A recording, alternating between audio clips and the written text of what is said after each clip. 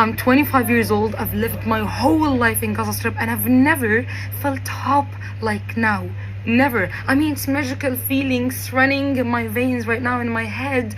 I'm in Gaza City, in the north of Gaza Strip, rebuilding my city after this genocide is ended. I even started to dream that my friends from Yafa, Haifa, Akka, Al-Majdal are returning to their cities after being displaced for 75 years. These young heroes in universities around America and the world are stronger than the last occupation in history. And for the first time in our lives as Palestinians, we hear a voice louder than their voices and the sound of their bombs, and even stronger than their control in all aspects of our lives. In the 70s, the occupation prime minister said after decades of killing Palestinians, stealing their lands, and establishing State of Israel over the lands, that the adults will die and children will definitely forget.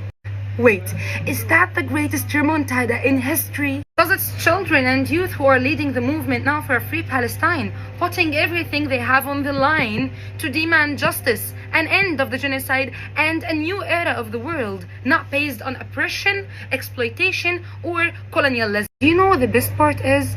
Demonstrations and calls for boycott in the academic institutions are not limited to a certain people from certain religion, culture, color, race, or maybe economic level.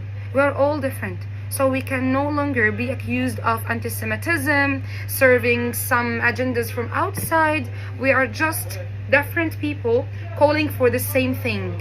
People to people and people to justice. 200 days of spent escaping death every single minute were not in vain. And those 40,000 innocent souls were killed during these days were not also in vain. And this is the first time to feel this and to tell you this. Keep going, because you're our only hope. And we promise we will hold our ground and tell you the truth always. And please, don't let their violence scare you.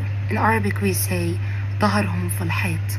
In English that means they don't have other options but trying to terrify and silence you, because you are demolishing decades of brainwashing. You are making the change, the real change. Their violence means that we've begun to affect them deeply. Believe me, we are in the bottom of this bottle and we're very, very close to the end of the genocide, maybe closer than any time before. Thank you. Thanks for each one of you, because you've made us, me and my people, feel that we're free, we're heard, and we're going back to our homes and land. I've spent the whole night thinking about every video I see. You're shouting for Palestine, you are protesting for Palestine, you are dancing, singing for Palestine. I feel it here in my head. I'm going back and I'm free, and one day we will celebrate it in real, in Gaza, together. Keep going, and we will too. Salam.